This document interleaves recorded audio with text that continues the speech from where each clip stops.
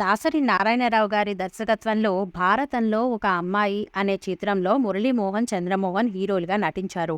ఈ చిత్రంలో మురళీమోహన్ తల్లిదండ్రులుగా సావిత్రి, కాంతారావు నటించారు.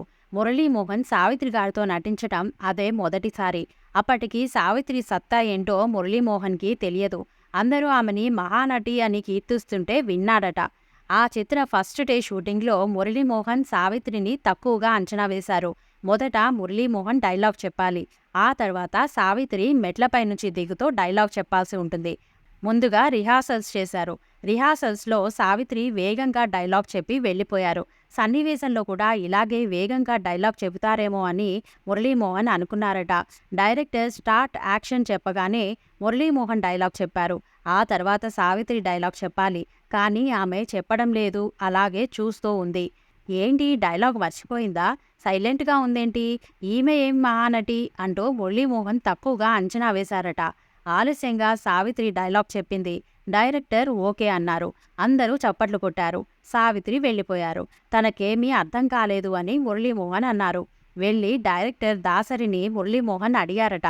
దాసరి గారు, సావిత్రి గారు చాలా లేటుగా డైలాగ్ చెప్పారు.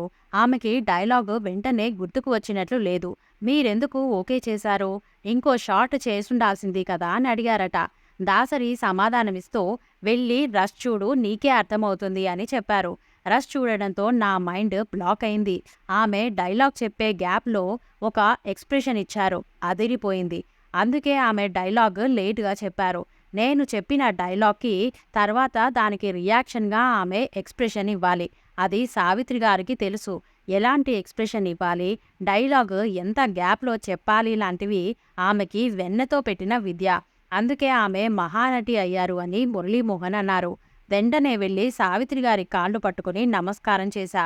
అమ్మా, మీరు నిజంగానే మహానటి అని చెప్పా. ఆ విధంగా సావిత్రితో తనకు ఉన్న మర్చిపోలేని ఎక్స్పీరియన్స్ని పంచుకున్నారు మురళీమోహన్ గారు.